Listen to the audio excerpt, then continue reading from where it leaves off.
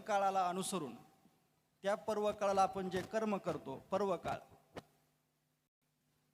काळ आला की त्याला आपण जे कर्म करतो, मग दान धर्म असेल, नामस्मरण असेल, स्नानादी असेल, तीर्थस्नान असेल, यज्ञ याग असेल, त्या पर्व काळाला जर आपण कर्म केलं तर त्याचं फल देखील हे 1000 पटीनं असतं.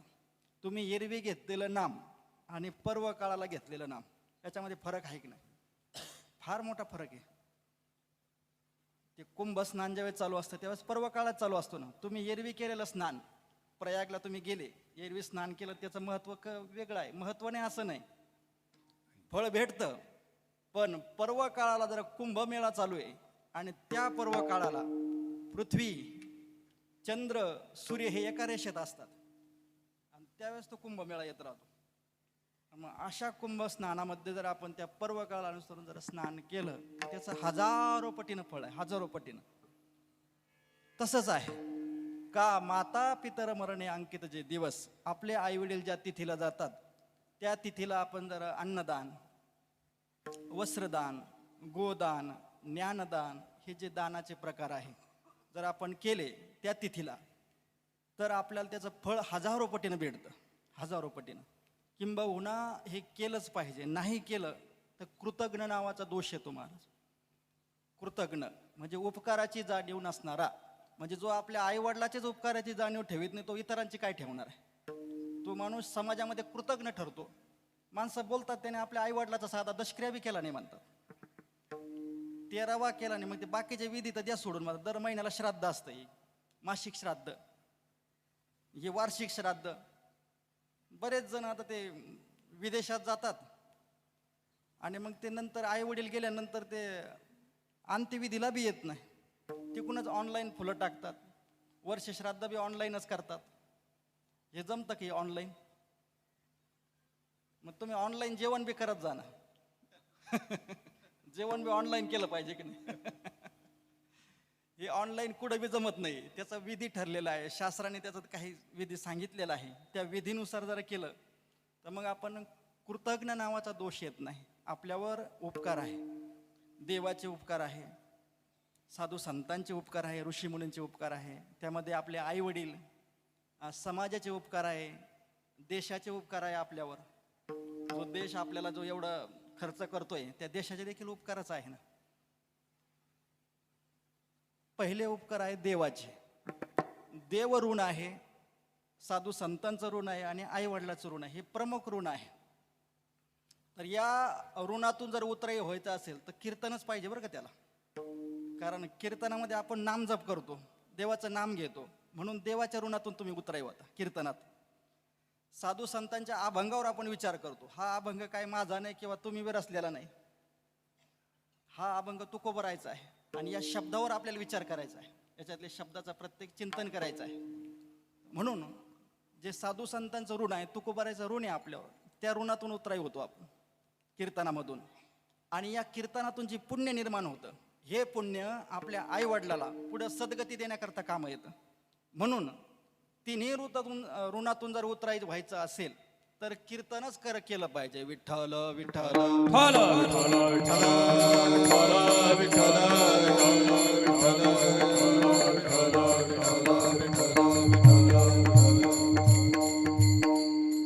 आज ज्या मातोश्रींचं वर्षश्राद्ध आहे, अशा कैलासवासी चंद्रकला, चंद्रभान, हे बघा आता हे नावं, यांच्या बी नावात चंद्र आहे आणि पुढं मालकाच्या नावात बी चंद्र आहे बघा.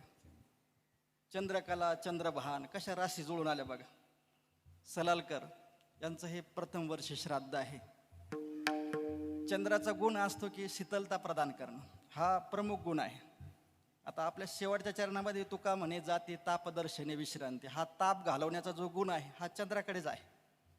दुसऱ्याला त्या ठिकाणी ताप देणं नाही, ताप घालवणं हा गुण चंद्राचा आहे. गंगा पापम शशितापम दैन्यम कल्पतरुस्तात. हा गंगा पापम, गंगा पाप घालवते. शशितापम, शशी म्हणजे चंद्र, चंद्राला शशी नाव आलेलं आहे. आणि मग असा चंद्र काय करतो तर ताप घालवतो. रात्री समय जर चंद्र उगवला नाही तर ही पृथ्वी जी आहे तापून फुटून जाईल, दिवसभर सूर्यनारायणाच्या तापाने तापते ती, तप्त होते. जर रात्री समयी चंद्राचा उदय झाला नाही, चंद्र जर नसता तर ही फुटली असती ही पृथ्वी. तप्त गोळ आहे ना, एवढ्या भयानक तापाने तापलेली पृथ्वी ती देखील शांत होते आणि मग ती शीतलता आपल्याला देखील मिळते. म्हणून चंद्र जो आहे हा ताप निवारण करणारा आहे. तसंच यांच्या नावात देखील चंद्रकला चंद्रभान पाटील सलालकर यांचं हे प्रथम वर्षी श्राद्ध आहे. त्यांचे 2 चिरंजीव आहेत. त्यांचं देखील जीवन बघा तुम्ही, अगदी शांत जीवन आहे, संयमी जीवन आहे. समाजामध्ये निर्वैर जीवन आहे, कोणाशी वैरत्व नाही. भले आपल्याला त्रास झाला तरी चालेल, पण आपल्यापासून कोणाला त्रास नको, असं त्यांचं जीवन आहे. हे परिणाम कशाचे आहे? शुद्ध बीजापोटी फळे रसाळ गोबडी. हा अभंग घेण्याचं कारण तेच आहे. जर आई वडील शांत असेल तर मुलं देखील शांतच निवडतात.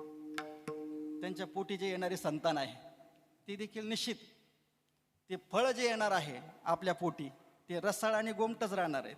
त्याच्यापासून बी समाजाला त्रास होणारच नाही. त्यांचं सुंदर जीवन आहे, वारकरी जीवन आहे. घरामध्ये गाथा, ज्ञानेश्वरी, पंढरपूरची वारी, आळंदीची वारी, उपासना आहे. आता माझ्याबरोबर त्यांनी आषाढीची वारी केली बघा, दोघा बंधूंनी पायी चालले बघा, दोघं बी. एक जणांना आता त्यांना खूप त्रास झाला, ते पायाला थोडं जखम झालती, पण तरी देखील चालले. ती जखम एक दिवस मी पाहिली होती, न पाहण्यासारखी जखम होती, पण चालले ते शेवटपर्यंत चालले बघा. कशामुळं? की संस्कार आहे घरामध्ये, वारीचे संस्कार आहे, परमार्थिक संस्कार आहे. ज्या घरामध्ये संस्कार असतात ते घर जे असतं ते घर पुण्यवान असतं. त्या घरामध्ये शुद्धचर्य आहे, शौच आहे, साधू संतांचं पूजन आहे, नित्य त्या ठिकाणी ग्रंथांचं पारायण आहे. हे सर्व दारामध्ये तुळस आहे, आपल्या दारामध्ये गोमाता आहे. या सर्वांचं पूजन असेल तर निश्चित घरामध्ये हे संस्कार टिकून राहतात. आपण संस्काराला महत्त्व देत नाही आणि मग ते महत्त्व न दिल्यामुळे आपल्याला माहिती आहे, मग आता येड्या बाबळीला आंबा कधी येतच नाही. का येत नाही? कारण आता झाड येड्या बाबळीचं आहे ना, ते त्याला काय येत नाही, काय उत्तर आहे? झाड येड्या बाबळीचं आहे, म्हणजे बीज अशुद्ध आहे, संस्कार नाही. त्या येड्या बाबळीला संस्कार नाही. तिला एकच संस्कार आहे, ते काटा कोणाच्या पायात खुडला की त्याचं ऑपरेशन करायचं, एवढा एकच संस्कार तिच्याकडे. ऑपरेशन शिवाय पर्यायच नाही.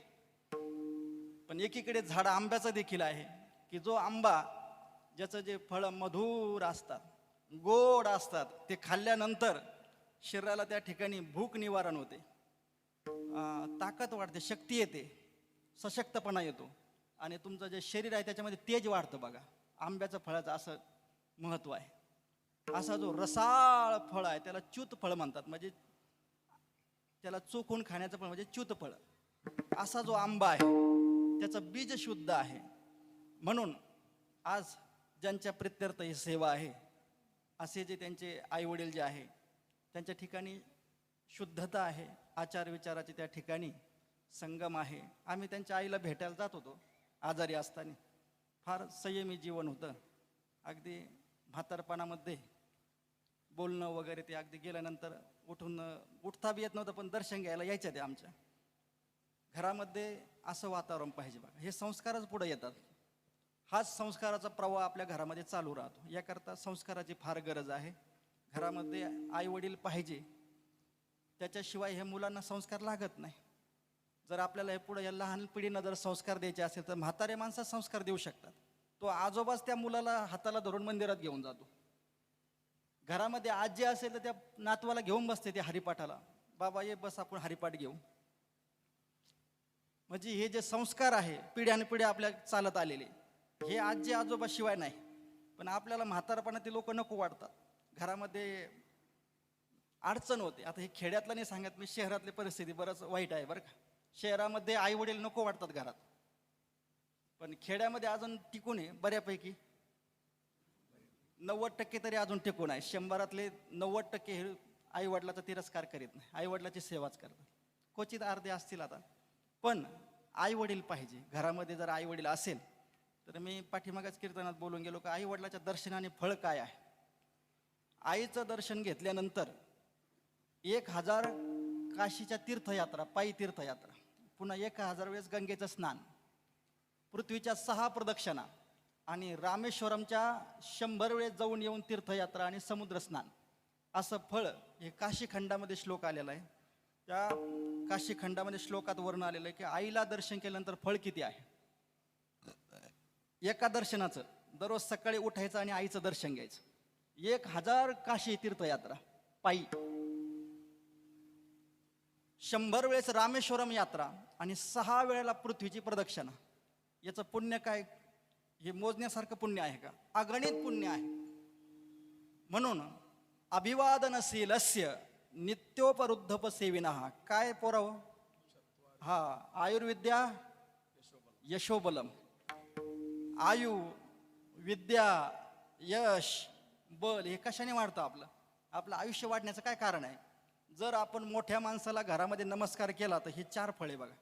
तुमचं आयुष्य वाढतं, तुमची विद्या वाढते, यश, कुठल्याही कार्यामध्ये तुम्हाला अपयश येत नाही. तुम्ही आई वडिलाचं दर्शन घेऊन बाहेर पडा, जर अपयशी ठरले तर मग बघा यश येणार तुम्हाला, प्रत्येक कार्यात यश येणार. आई वडिलाचं दर्शन घेऊन फक्त बाहेर पडा, अपयश येणार नाही. यश आणि बल वाढतं. हे हनुमंतरायाकडे बल कशाचं होतं? आपल्या अंजनी मातेला दररोज नमस्कार करायचे. ते जरी शरीराने आईजवळ नसली तरी मनोमन उठल्या उठल्या आईला नमस्कार करायचे हनुमंतराय.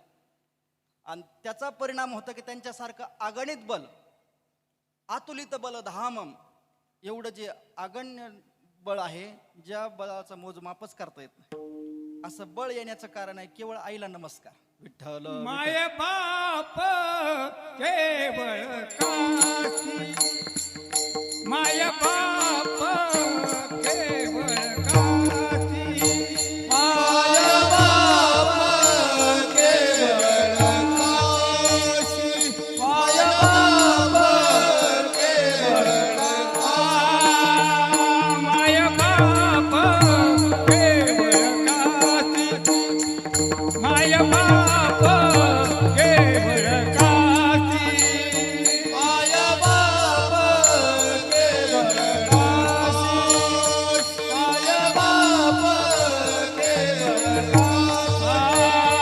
ना जावे तीर्थाची, केदारा तीर्थाची, माय बाप केवळ काशी, माय बाप केवळ काशी, माय बाप केवळ काशी, माय बाप केवळ काशी, केवळ काशी, केवळ काशी.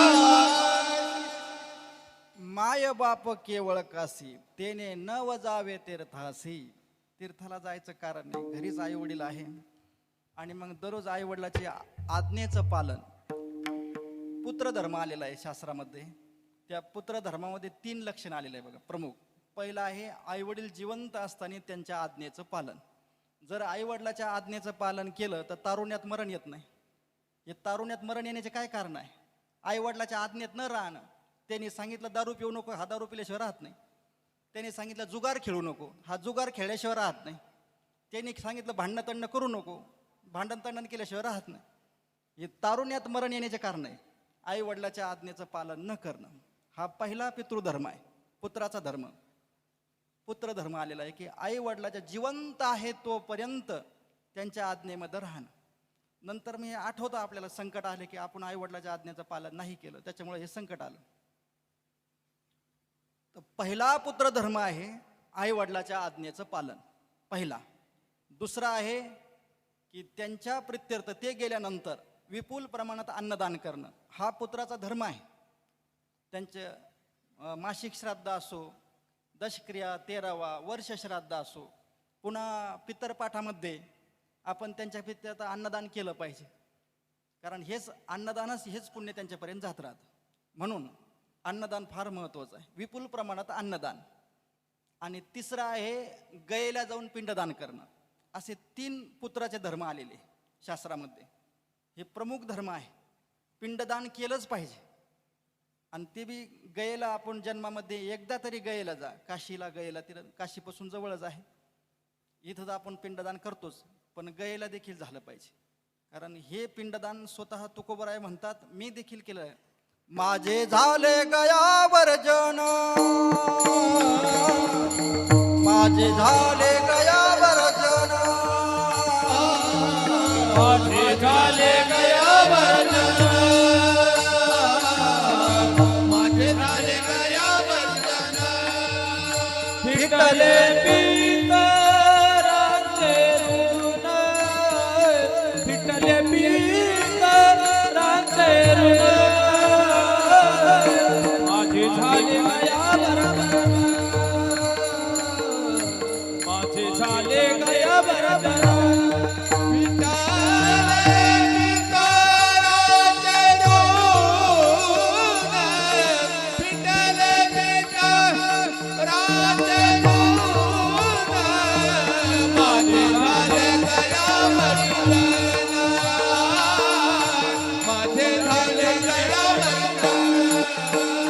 माझे झाले गयावर जन, फिटले पितरांचे ऋण,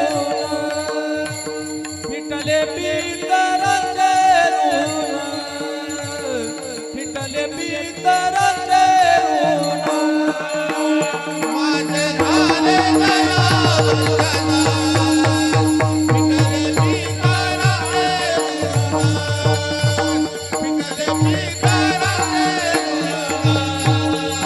फिटले पितरांचे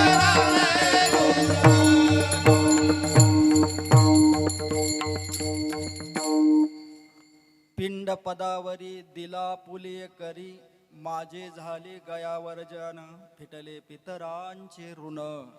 पितरांचं ऋण आहे आणि ते ऋण फेडण्याकरता गयावर्जन केलं पाहिजे. म्हणजे गयेला जाऊन पिंडदान श्राद्ध कर्म केलंच पाहिजे.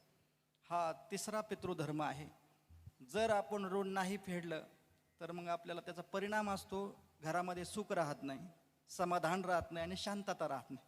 आता पितरच जर आपले शांत नाही म्हटल्यावर आपल्याला कसे ते शांत राहून देतील? शक्यच नाही. जर पितर शांत असतील, पितर जर सुखात समाधानात असतील तर ते आपल्याला आशीर्वाद देत राहतात आणि त्यांच्या आशीर्वादाने हा आपला जो सगळा संसाराचा गाडा आहे तो चालत असतो, त्यांच्या पुण्याच्या जोरावर चालत असतो. अन्यथा हे सोपं नाही एवढं. म्हणून पितरांचं ऋण हे जे वर्ष श्राद्ध हे जे विधी आहे, याकरता विधी आहे. बरेच जण म्हणतात हे काय करायचं होय, हे करून फायदा काय आहे, फळ काय आहे? नका करू, मग त्याचे दुष्परिणाम बी भोगा. नाही केल्यानंतर हे दुष्परिणाम आहे, तुम्हाला सुख समाधान आणि शांतता मिळणार नाही, काहीच पुरणार नाही, कितीही असू द्या पुरणार नाही. कारण पितरांचं ऋण आहे. पितरांचे जर आशीर्वाद असेल तर सर्व काही प्राप्त होतं. तुका म्हणे पितृ आशीर्वाद दे, कल्याण इच्छिती दया कुळा, कल्याण इच्छिती दया कुळा, कल्याण इच्छिती दया कुळा. तुका म्हणे पितृ आशीर्वाद दे, कल्याण इच्छिती दया कुळा, कल्याण इच्छिती दया कुळा, कल्याण इच्छिती दया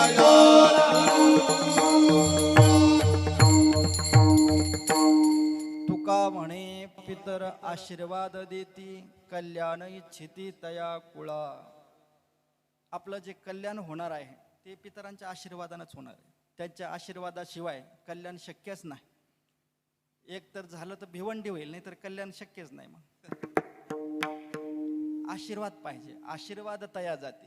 आशीर्वादाशिवाय काहीच फळ भेटत नाही. या भूतलावर साधू संतांचा आशीर्वाद, देवाचा आशीर्वाद आणि आईवडिलाचा आशीर्वाद, हे तीन आशीर्वाद एकदा मिळाले की तुम्हाला यश, कीर्ती आणि मान, या तिन्ही गोष्टी अगदी घरबसल्या भेटतात. मग कुठं जाण्याची गरज नाही, यश भेटतं तुम्हाला, प्रत्येक कार्यात यश, अलौकिक कीर्ती होते आणि मान, ह्या लोकात बी मान आणि परलोकात बी मान भेटतो.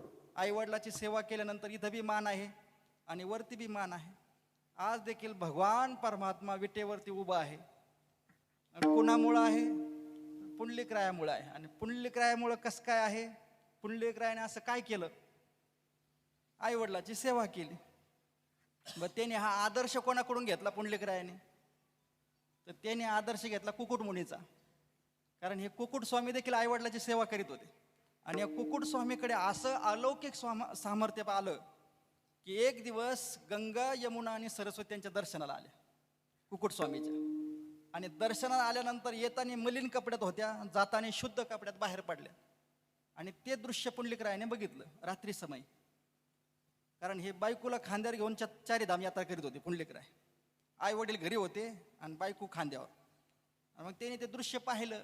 तर तीन ज्या होत्या स्त्रिया, त्यांना विचारलं त्यांनी की मी बघितलं तुम्ही जाताना मलिन कपड्यात होत्या, आपण कोण आहात? आणि मग येताना कसं काय म्हणले दिव्य वस्त्रात आल्या? तर त्यांनी सांगितलं की आम्ही गंगा, यमुना आणि सरस्वती आहोत, तिघीजणी. या भूतलावर सर्व प्राणीमात्राचे पाप घालवणारे, ताप आणि पाप हे आम्हीच घालवतो. पण काही लोक आमच्यात स्नान करतात, पापी लोक, आणि त्याच्यामुळे आम्हाला मालिन्य प्राप्त होतं. आणि मग ते मालिन्य घालवण्याकरता आम्ही इथं येतो. म्हटलं कसं काय? म्हणले कुकुट स्वामीकडे असं काय सामर्थ्य आहे? म्हणले त्यांच्याकडे तपश्चर्या काय आहे?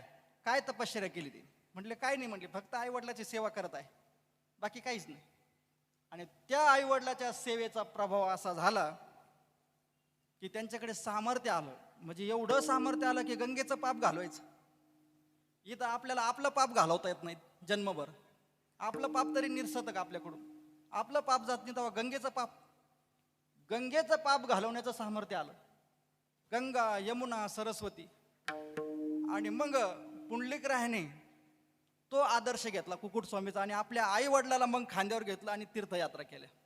आणि मग शेवटचं त्यांचं स्थान आहे पंढरपूर. चंद्रभागेच्या काठावर आली आणि तिथं आई वडिलाची सेवा करू लागली कुटिया बांधून. आई वडिलाचा अंत समय आहे. आणि मग भगवान परमात्मा प्रसन्न झाले. स्वतः अखिल कोट ब्रह्मांड नायक आले आणि पुंडलिकरायाला सांगितलं आता वरदान मागा. म्हणले तुमची तपश्चर्या आहे, आई वडिलाची सेवा आहे, काहीतरी वरदान मागा. त्यावेळेस पुंडलिकरायाने सांगितलं की काही नाही, मला काही नाही पाहिजे, पण तू इथं कायमचा उभा राहा. म्हणले आता प्रत्येक जन्मात तू आला आणि गेला. राम अवतारात बी आला आणि निघून गेला, कृष्ण अवतारात बी आला आणि निघून गेला, पण आता जायचं नाही, आता इथं उभं राहायचं. म्हणले पितृसेवा पुण्येला धला निधान, ब्रह्म सनातन अंग संगे. कशामुळं? वैकुंठीचा देव आणिला भूतळा. पुंडलिक बरवे केले, पुंडलिक बरवे केले, पुंडलिक बरवे केले, पुंडलिक बरवे केले. कैसे भक्ती ने गोविंदे, कैसे भक्ती ने गोविंदे. पंढरीची जाऊ कला, पंढरीची जाऊ कला. कैसे भक्ती ने गोविंदे, कैसे भक्ती ने गोविंदे. पंढरीची जाऊ चला, पंढरीची जाऊ चला.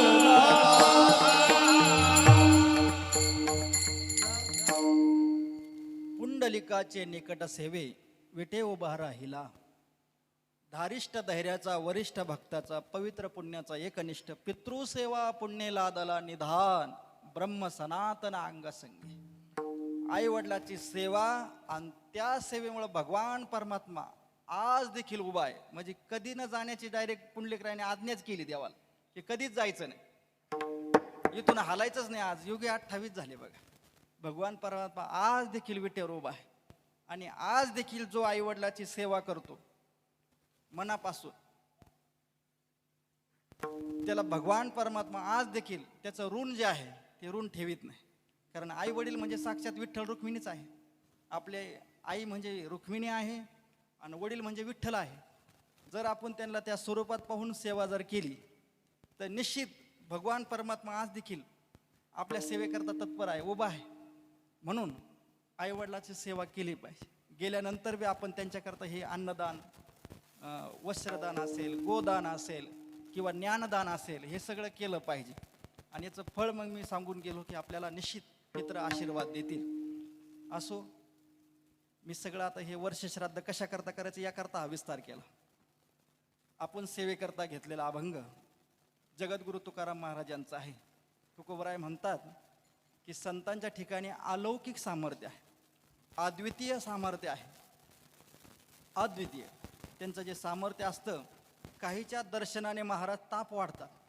काहीचे दर्शन असे आहे की आपल्याला जर त्याचं दर्शन झालं तर दिवसभर अन्न मिळत नाही म्हणतात. असं बी आहे काहीच. आता ते काय जे त्याचा महिमा आहे तो जसा संतांचा महिमा आहे तसा काही काही लोकांचा महिमा आहे. त्यांचं दर्शन जर झालं तर दिवसभर अन्न भेटत नाही. तुकोबराय म्हणतात प्रभाते नाव न घ्यावे माकडाचे. जर प्रभाते उठल्या उठल्या माकडाचं नाव घेऊ नये म्हणतात, किंवा घोबडाचं तोंड पाहू नये म्हणतात. घोबडाचं तोंड पाहिलं की दिवसभर तुम्हाला तुमचं जे कार्य आहे कुठलंच काम होत नाही. असे काही वस्तू सामर्थ्य, व्यक्ती सामर्थ्य आहे काय काय काय ते सामर्थ्य काय ते झाकत नसतं ते. असे बी लोक आहे की त्यांच्या दर्शनाने आपला ताप वाढतो. त्यांच्या दर्शनाने दिवसभर आपल्याला अन्न भेटत नाही, होणारे काम होत नाही. असे बी लोक आहे. आणि असं काही अलौकिक सामर्थ्य संतांकडे देखील आहे की त्यांच्या दर्शनाने ताप जातो आणि विश्रांती भेटते. अभंगाचं शेवटचं चरण. तुका म्हणे जाती, तुका म्हणे जाती,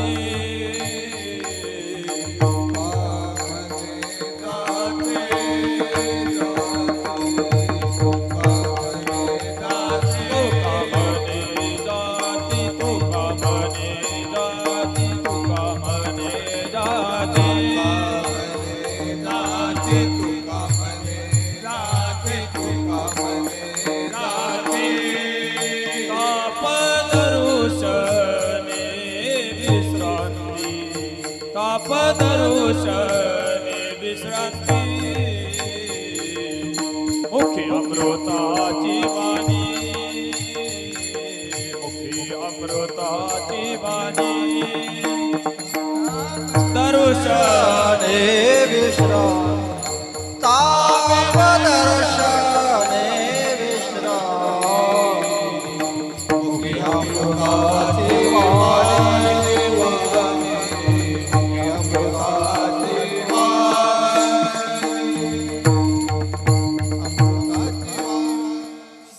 दर्शनामध्ये ही अपूर्वता आहे, अपूर्वता, अलौकिकता आहे आणि अद्वितीयता आहे दर्शनामध्ये. लौकिक दर्शन जर आपण बघितलं, लौकिक दर्शनाचा काय फायदा आहे आणि अलौकिक दर्शनाचा काय फायदा आहे. जर ज्ञानोबरायचं दर्शन घेतलं, आपण आळंदीला गेले आणि ज्ञानोबरायच्या समाधीवर जर डोकं ठेवलं तर निश्चित विश्रांती भेटते आणि ताप बी जातात. ही त्यांची अलौकिकता आहे. कारण ज्ञानोबराय म्हणजे साक्षात कैवल्याचा पुतळा आहे. कैवल्याचा पुतळा प्रगटला भूतळा. या भूतलावर प्रगटले ते, ही लौकिकता आहे. आपल्यासारखेच हातपाय आहे, आपल्यासारखं शरीर आहे, पण त्यांच्या दर्शनामध्ये अलौकिकता आहे. आपल्यासारखं दर्शन नाही, ते अलौकिकता आहे. ताप जातो आणि विश्रांती जाते. त्यांच्या नामामध्ये देखील अलौकिकता आहे. जर त्यांचं नाम घेतलं, तुका म्हणे पापे जाती संताची आजपे, जाती संताची आजपे, जाती संताची आजपे,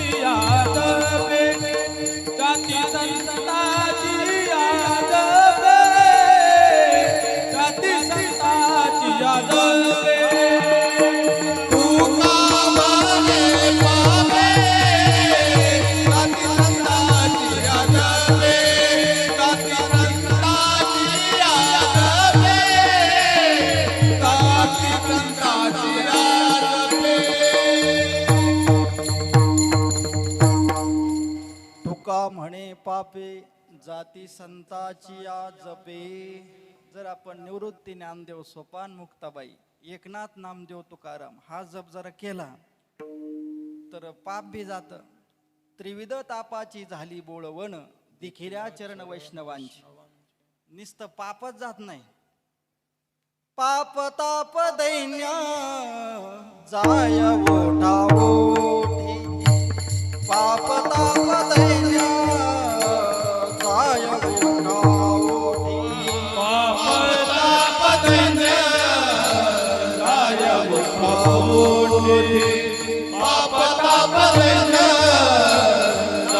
ओठा ओठी. झालिया भेटी हरिदासाची, झालिया भेटी हरिदासाची. ऐसे बळ नाही ऐसे बळ नाही आणि कांचे आगे. झालिया भेटी हरिदासाची,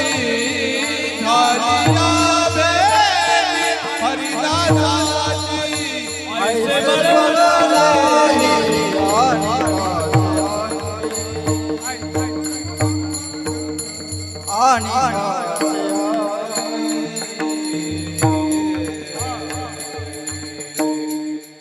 पाप ताप दैन्य जाय उठा उठी. झालिया भेटी हरिदासाची. हरिदासांची भेटी झाली की पाप ताप आणि दैन्य तिन्ही जातं. कारण हे प्रत्येकाच्या जीवनात आहे महाराज. पाप आहे, ताप आहे आणि दैन्य बी आहे. आपल्याला ताप म्हणजे फक्त थंडी तापच माहिती बरं का. याच्या पलीकडे बी 3 ताप आहे. आधी भौतिक ताप, आध्यात्मिक ताप आणि आधी दैविक ताप. आता ह्यो अति पाऊस झाला, हे कशाचा ताप आहे? हे आधी दैविक ताप आहे. आता पाऊस अति झाला की नाही, अजून बी जमिनी वापशीवर नाही. म्हणजे हातात आलेले पिकं बी गेले, आता काहीचे शिल्लक राहिले होते ते बी गेले. हा आधी दैविक ताप आहे. अतिवृष्टी, अनावृष्टी किंवा पाऊसच न पडणं, भूकंप होणं, हा आदिदैविक तापात येणार आहे. आता कोरोना आलता पाठीमाग, हा आदिदैविक ताप आहे. हे अचानक रोग कुठून आला? हा देवानेच पाठवला. हा चीननं पाठवला नाही ना अमेरिकेनं नाही. जर त्यांना पाठवता आला असता त्यांनी पुन्हा पाठवला असता. हे देवाने पाठवलेला आहे. हे सामर्थ्य फक्त देवाकडेच आहे. हे कोणाकडे सामर्थ्य नाहीये. नाही तर त्यांनी तर अख्ख्या जगावर राज्य केलं असतं. त्यांना जर असा कोरोना तयार करता आला असता तर जगावर राज्य केलं असतं ना त्यांनी. त्यांना काय सहन होतं का भारताने प्रगती केल्यावर? आपल्याला जर आपल्या शेजारचं सहन होत नाही, बांधाला बांध असणार, आता त्यांना हे सहन होईन का? शक्य आहे कुठं? हे देवाची लीला आहे. हे देवाच्या इच्छेशिवाय होतच नाही. आधी दैविक ताप, आधी भौतिक ताप. आपल्या शेजाऱ्या पाजाऱ्याकडून जो ताप होतो त्याला आधी भौतिक ताप किंवा भूत प्रेत पिशाच याच्यापासून जो ताप होतो त्याला आधी भौतिक ताप म्हणतात. आणि आध्यात्मिक ताप आपल्या शरीरामध्ये जे रोग आहे, अचानक कॅन्सर होणं, अचानक डायबिटीज, अचानक कुठलाही रोग शरीरात उद्भवणं, अनेक रोग आहे. अनेक रोग आहे, सांगू किती? जेवढे आपल्या शरीरामध्ये नाड्या आहे तेवढे रोग आहे. 72,000 नाड्या आपल्या शरीरात आणि 72,000 रोग देखील आहे. आता बरेचसे आजार आपल्याला माहितीच नाही. त्याचं डायरेक्ट एक तर त्याचं परिवासन, त्याचं परिवर्तन एक तर त्या कॅन्सरमध्ये होतं, नंतर ते रोग ज्यावेळेस कळतो ना, नाहीतर मग अटॅक. त्याच्या अगोदर बरेच रोग असतात शरीरात पण परिणाम त्याचा अटॅकमध्ये होतो. असे भरपूर आजार आहेत. याला आध्यात्मिक ताप म्हणतात. जर हे तिन्ही ताप घालवायचे असतील, आधी भौतिक, आधी दैविक, आध्यात्मिक, तर संतांचं दर्शन महत्वाचं जीवनामध्ये. संतांचे झाली बोळवण, झाली बोळवण, त्रिविध तापाची झाली बोळवण, त्रिविध तापाची झाली बोळवण. देखिले चरण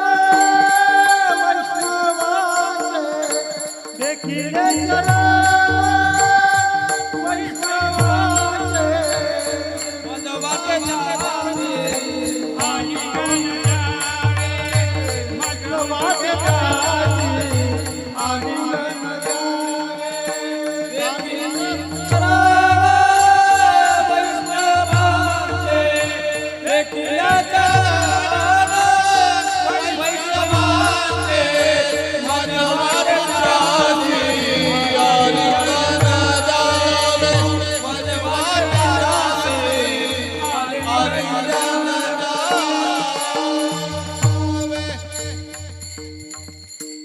त्रिविध तापाची झाली बोळवण देखिल्या चरण वैष्णवांचे वैष्णवांचे चरण देखिल्या त्रिविध तापाची झाली बोळवण.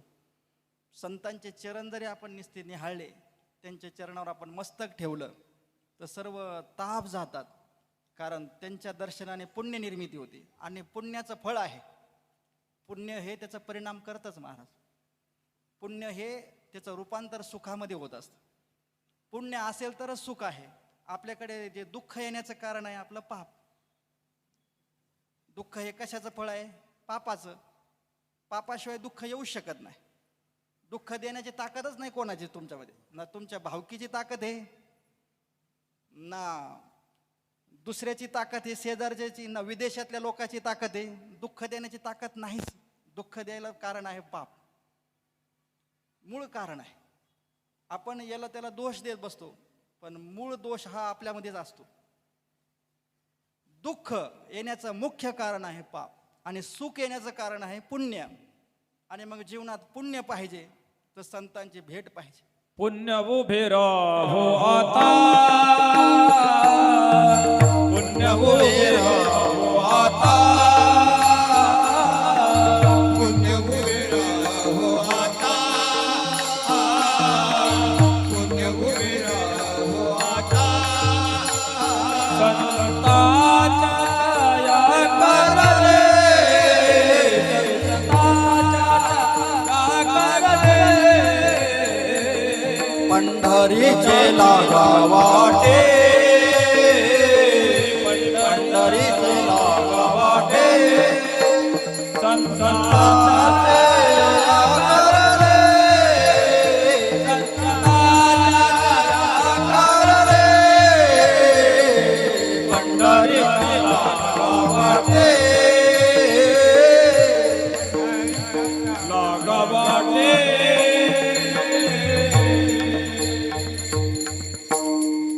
संतांचे पुण्य या कारणे उभे राहावे. कशा करता? पंढरपूरच्या वाटेला लागण्याकरता. पंढरपूरच्या वाटेला लागली की समजून घ्यायचं संतांची पुण्य आहे तुमच्या पाठीमागे उभा आहे. तुम्ही आळंदीच्या वाटेला लागले की समजून घ्या ज्ञानोबरायची पुण्याई, रामकृष्ण, ज्ञानोबरायची पुण्याई तुमच्या पाठीमागे उभा राहिली. आळंदी पंढरपूरची वारी केल्याशिवाय खरी संतांची पुण्याई आपल्या पाठीमागे उभा राहत नाही. आता माऊलीचीच वारी आहे आता येणारी, समाधी सोहळा आहे येणाऱ्या 17 तारखेला. हा अभंग घेण्याचं कारण बी तेच आहे की आपण सर्वांनी समाधी सोहळ्याला आलं पाहिजे.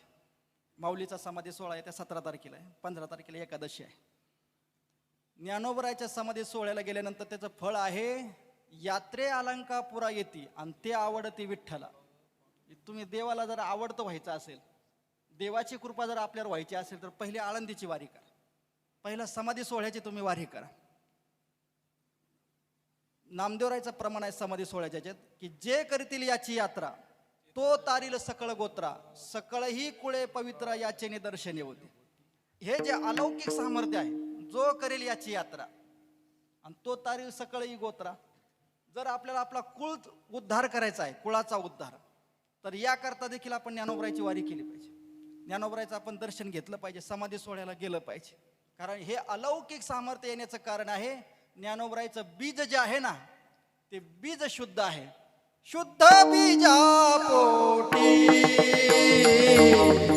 शुद्ध बीजा पोटी शुद्ध बीजा पोटी शुद्ध बीजा पोटी शुद्ध बीजा पोटी शुद्ध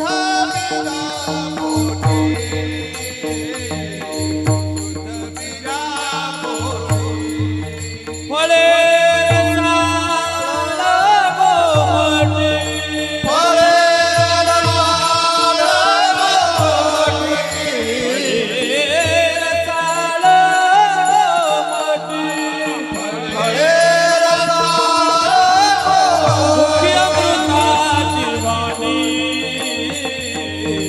मुखी अमृताची वाणी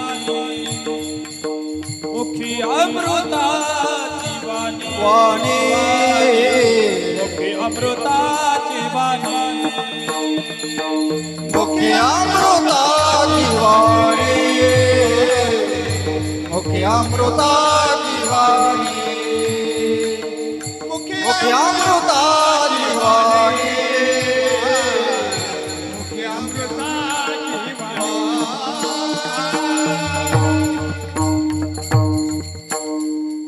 शुद्ध बीजा पोटी फळे रसाळ गोमटी.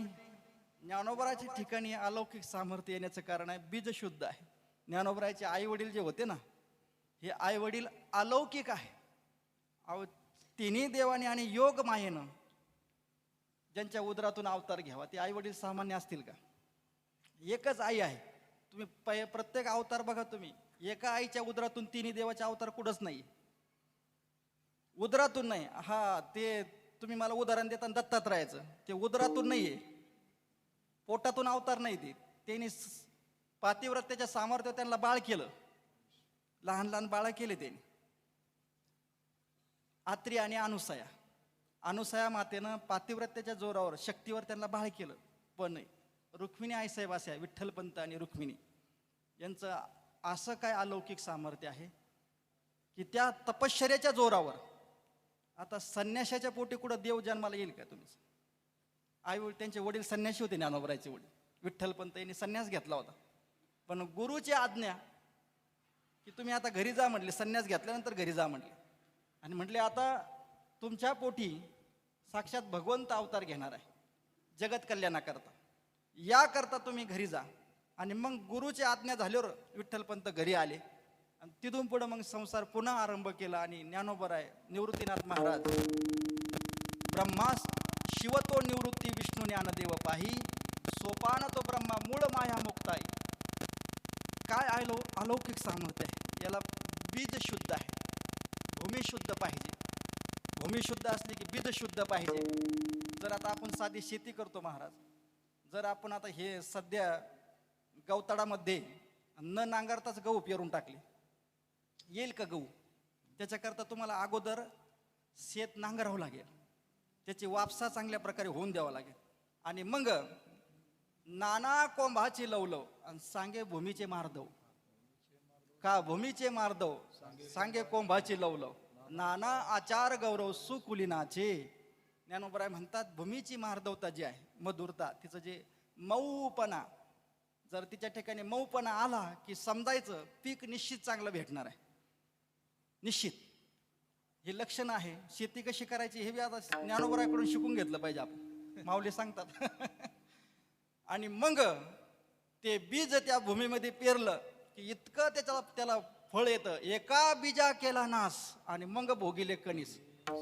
एक बीज टाकलं आणि ते कणसाला येतात 1000 दाणे. एका बीजाला 1000 दाणे, 1000पेक्षा बी जास्त असतील मी तर म्हणतो ते ज्वारीच्या कणसामध्ये. हे सामर्थ्य आहे, त्या बीजाचं सामर्थ्य आहे, त्या भूमीचं सामर्थ्य आहे. याकरता मी दृष्टांत सांगितला की कधी कधी बीज शुद्ध असतं पण फळ जे आहे, फळ कधी रसाळ नसतं किंवा गोमट नसतं.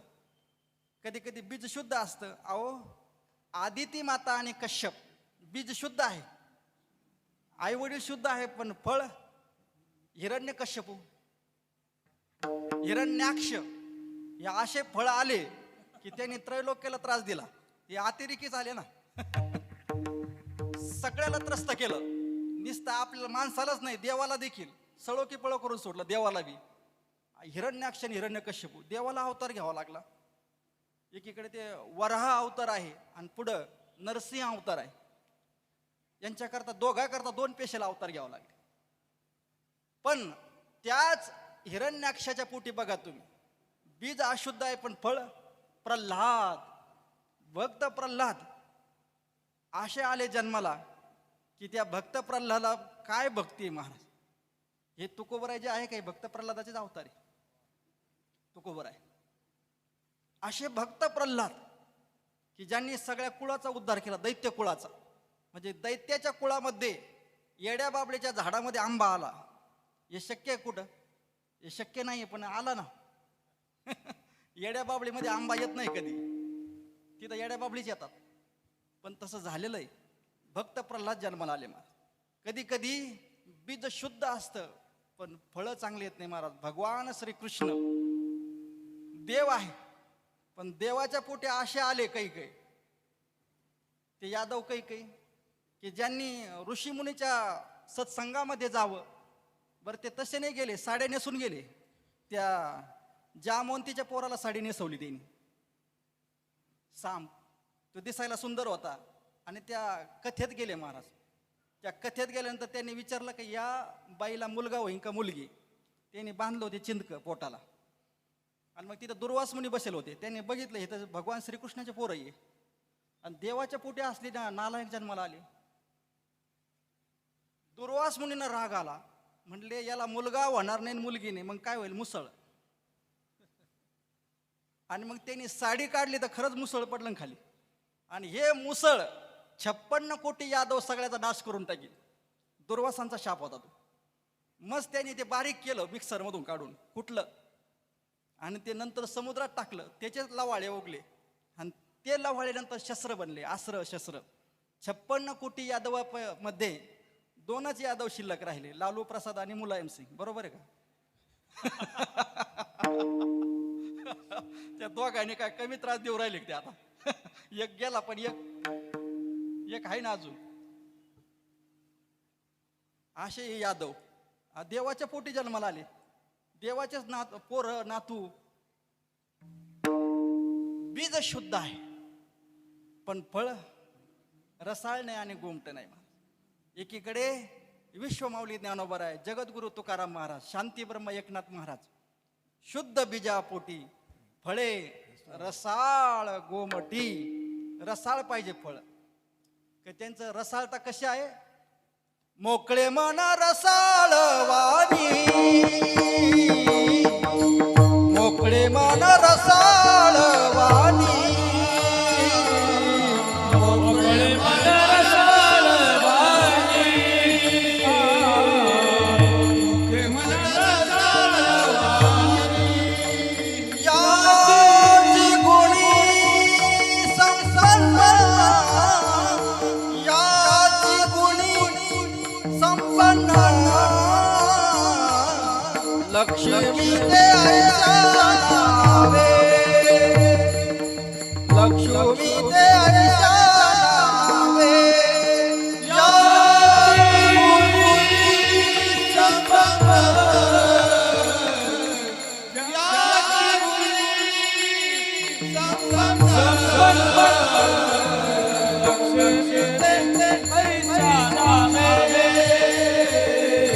लक्ष्मी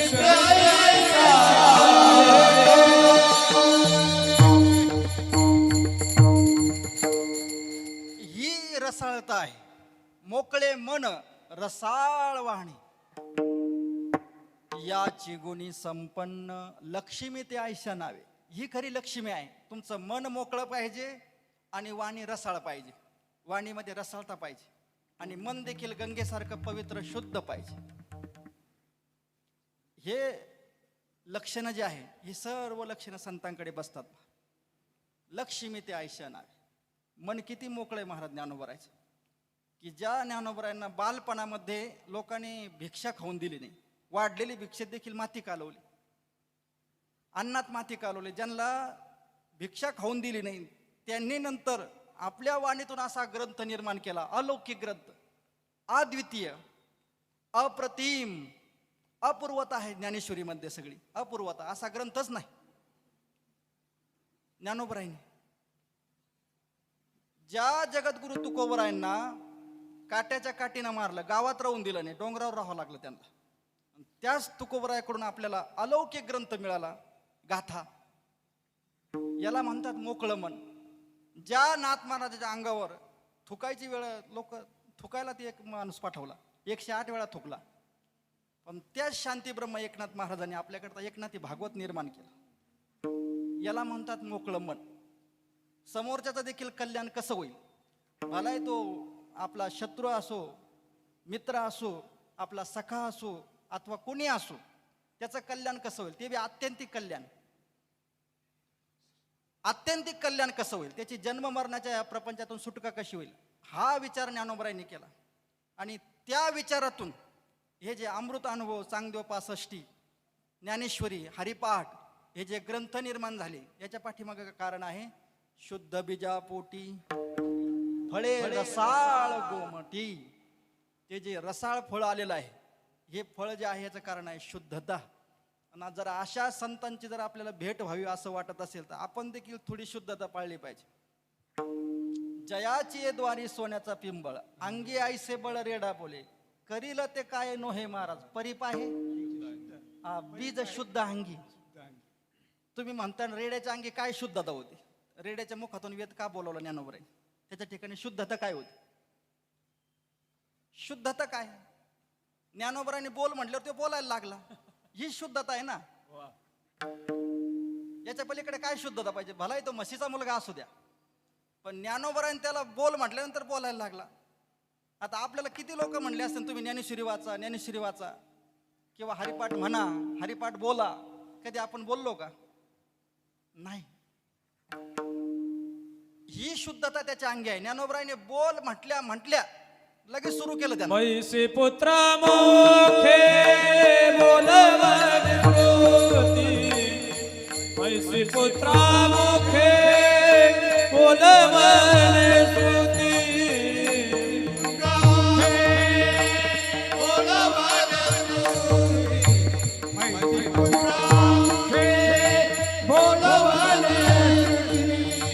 चालवन भिंती बैसोनिया, चालवन भिंती बैसोनिया.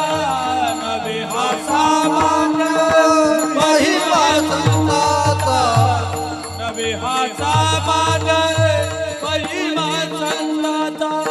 चालवण भिंती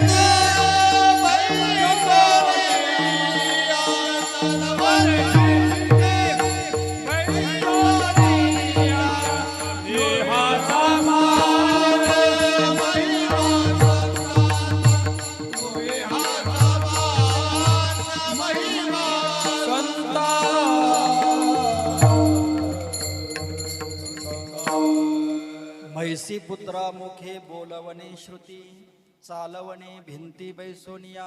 नोय हा सामान्य महिमा संताचा. हा त्यांचा सामान्य महिमा नाही, अलौकिक महिमा आहे. असा महिमा त्याच्या ठिकाणी येण्याचं कारण आहे की शुद्ध बीजापोटी. शुद्ध काय आहे तर पुण्य शुद्ध आहे. त्यांच्या ठिकाणी जे पुण्य आहे ते शुद्ध आहे. पुण्य आपण बी कमवतो, आपलं देखील पुण्य आहे, पण आपलं पुण्य हे पाप मिश्रित आहे. तुम्ही म्हणताल कसं, पाप मिश्रित कुठं पुण्य असतं का, म्हणले वा, पाप मिश्रित पुण्य आहे. कारण आपण पुण्य करताना त्याच्या फलाची अपेक्षा ठेवतो.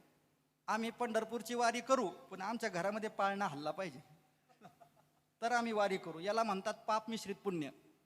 मग आता जो पोरगा आपल्या घरात जन्माला येणार आहे त्यानं बरं आपल्याला चौपाळ्यावर ठेवलं तर बरं आहे, जर त्यानं लाताने मारलं मग हे 900 नवसाने जे होणारे आहे हे त्रास देत, नंतर लय त्रास देतात. मी सांगत होतो आपलं पुण्य हे शुद्ध नाही, आपल्या पुण्यामध्ये काहीतरी मिश्रित आहे, म्हणजे अपेक्षा आहे, फळाची अपेक्षा आहे. पण शुद्ध संतांच्या पुण्यामध्ये, त्यांच्या पुण्यामध्ये एकच आहे की आपला देह हा समाजाच्या कारणी लागला पाहिजे, आपला देह हा सगळ्यांच्या कामी आला पाहिजे. अभंगाचा दुसरा जन्म. देह देवाचे कारणी, मुखी अमृताची मुखे अमृताचे मुखी अमृताची वाणी, मुखी अमृताची वाणी. देह देवाचे कारणी, देह देवाचे कारणी, देह देवाचे कारणी, देह देवाचे कारणी. हा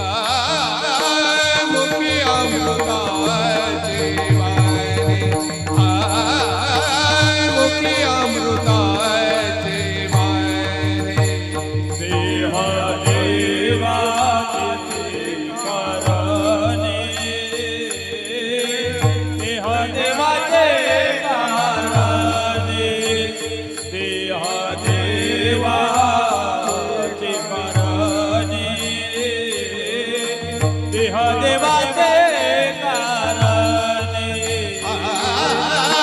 मुखी अमृताचे वाणी मुखी अमृताचे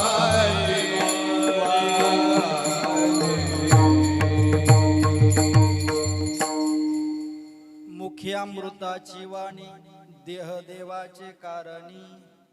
त्यांची प्रत्येक क्रिया ही देवा करताय, समाजा करताय. देह देवाचे कारणे, मुखी अमृताची वाणी.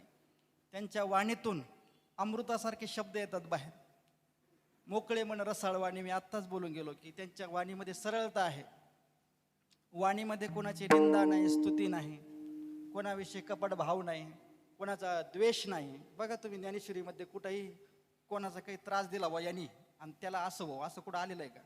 एखादी ओवी मला दाखवून द्या. कुठंच नाही. तुकोबऱ्याच्या गाथ्यात असं वर्णन आलेलं आहे का? बघ ते लोहगावला गेलो आणि तिथं उकळतं पाणी अंगावर टाकलं, असं कुठं अभंग आलेला आहे का? नाही. आणि याच्यापासून त्यांना तसा त्रास व्हावा कुठंच नाही. जळे माझी काया लागला ओणवा, हे देवाकडे प्रार्थना केलेली, देवालाच विनवणी केली की बाबा माझी काया जळालेली आहे. त्या शिवबा कासाराच्या पत्नीनं उकळतं पाणी टाकलं अंगावर, पण तुकोबराच्या मुखातून शाप निघला नाही. का? तर मुखी अमृताची वाणी. त्यांची जी वाणी आहे, साचा आणि मवाळ, मितले आणि रसाळ, शब्द जैसे कल्लोळ अमृताचे. आटू वे गोविंदानु आशा शंका प्रतारणू, हे संन्यासिले अवगुण जिही वाचा. त्यांच्या वाचेमध्ये कुणाही बद्दल वाईट शब्द कधीच नाही, अपशब्द नाही, किंवा कोणाला शाप नाही. शापवाणी कधीच नाही, ना ज्ञानोबराची नाही, ना तुकोबराची नाही, ना एकनाथ महाराजांची. शापच नाही मुखातून कधीच. म्हणून सनकादिक मुनीपेक्षा देखील तुकोबराय श्रेष्ठ ठरले. कारण सनकादिक मुनी एकदा वैकुंठात दर्शनाला गेले, भगवंताच्या दर्शनाला, आणि ते जय विजय त्यांनी अडवलं. मग आडवे झाले. म्हणले सकाळी सकाळीच आले, म्हणले काही काम धंदा आहे की नाही तुम्हाला? देव झोपलेले अजून, सकाळीच आले. म्हणले अरे ते म्हणले आम्हाला कोणीच आडवीत नाही कुठंच. कैलासात गेला तिथं कोणी आडवीत नाही, ब्रह्मदेवाकडे कोणी आडवीत नाही, तुम्ही आडवू राहिले. म्हणले आम्हाला जाऊ द्या दर्शनाला. ते 4 सनकादिक मुनी होते, त्यांनी अडवलं, ते नाही जाऊन देणार. आणि मग सनकादिक मुनीने शाप दिला या जय आणि विजय. त्यांना सांगितले तुम्हाला 3 अवतार राक्षसाची योनीत घ्यावं लागेल. तेच हे जय विजय म्हणजे हे हिरण्याक्ष आणि हिरण्यकश्यपू, हे रावण आणि कुंभकर्ण, हेच आहे. पुढे शिशुपाल आणि वक्रदंत, हे कोण आहे? जय आणि विजय. हे कुणाच्या शापामुळे? सनकादिकांच्या. राग आला त्यांना. तसा जरा तुकोबाला राग आला असता ते मंबाजीबा दुमता केला नसता. त्यांनी मंबाजीबा ज्याने काट्याच्या काठीनं मारलं तुकोबराय, पण नाही महाराज, उलट त्याचे हातपाय दाबायला गेले. चला म्हणले कीर्तनाला, त्यांना घेऊन आले कीर्तनाला. हा स्वभाव संतांचा आहे. मुखी अमृताची वाणी, देह देवाचे कारणी. देह कुठेही पडू, देहाला कोणी काही त्रास देऊ, देहाची पूजा करू, देहाची निंदा करू, देहाला कोणी फुलाचा हार घालू नाही तर चपलाचा घालू, देहावर उदासीन आहे असे जे संत आहे, त्यांचं अलौकिक जे लक्षण आहे ते अभंगाच्या 3ऱ्या चरणात. सर्वांग निर्मळ, सर्वांग निर्मळ,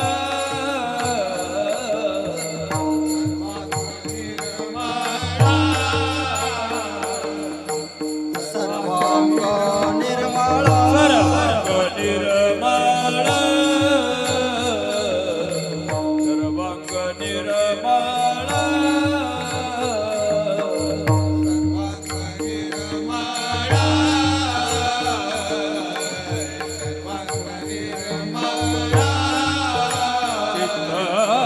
जैसे गंगा जल, जैसे गंगा जल, मुखी अमृताची वाणी, मुखी अमृताची वाणी, चित्त जैसे गंगा जल, गंगा मुखी अमृताची वाणी, मुखी अमृताची वाणी. पार भूमाये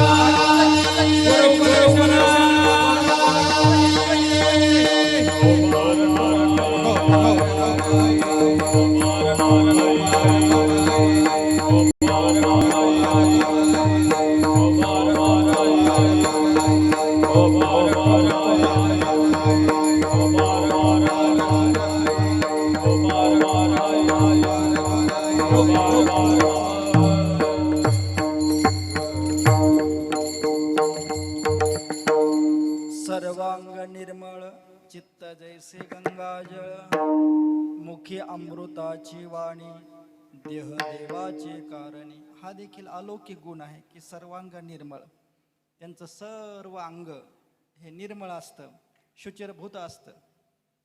शुचिरभूत कारण देहाकडून कधीही ना कायिक पाप, ना वाचिक पाप, ना मानसिक पाप. संपूर्ण जो देह देवाचे कारणी. मुखामध्ये सतत भगवंताचं नामस्मरण असल्यामुळं सर्वांग निर्मळ. आणि चित्त, चित्त जैसे गंगाजळ, त्यांचं जे चित्त असतं दुसऱ्याच्या दुःखाने दुःखी होणारे हे संत असतात, आणि दुसऱ्याच्या दुःखाने सुखी होणारे जीव असतात. हा जीवाचा महिमा आहे. एखाद्याला दुःख झालं की याला सुख होतं, म्हणजे याला दुसऱ्याचं दुःख सुख जे आहे ते पाहवलं जात नाही.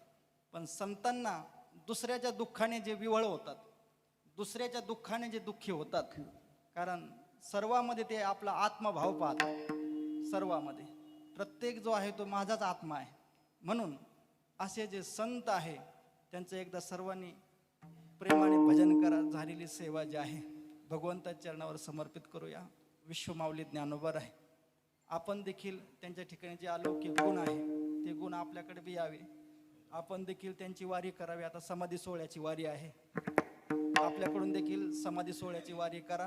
आपल्याला देखील पुण्य निर्माण होईल, आणि त्या पुण्यामुळे आपलं देखील सर्वांग निर्मळ. चित्त जैसे गंगाजळ. झालेली सेवा ज्या मातोश्री आहेत त्यांच्या पुढे सद्गती करता किंवा पुढे उत्तम कुळामध्ये जन्म होण्याकरता ही जी सेवा, हे जे पुण्य आहे हे त्यांच्या चरणावर मी समर्पित करतो आणि सेवेला पूर्ण विराम देतो. ज्ञानेश्वर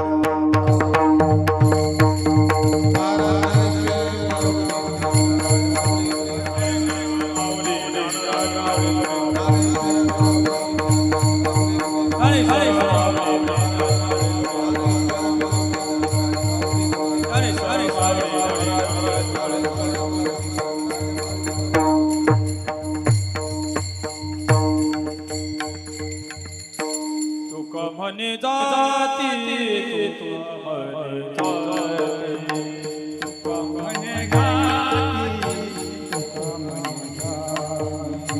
तुका म्हणे गाती, तुका म्हणे गाती, तुका म्हणे जाती, तुका म्हणे गाती, तुका म्हणे गाती.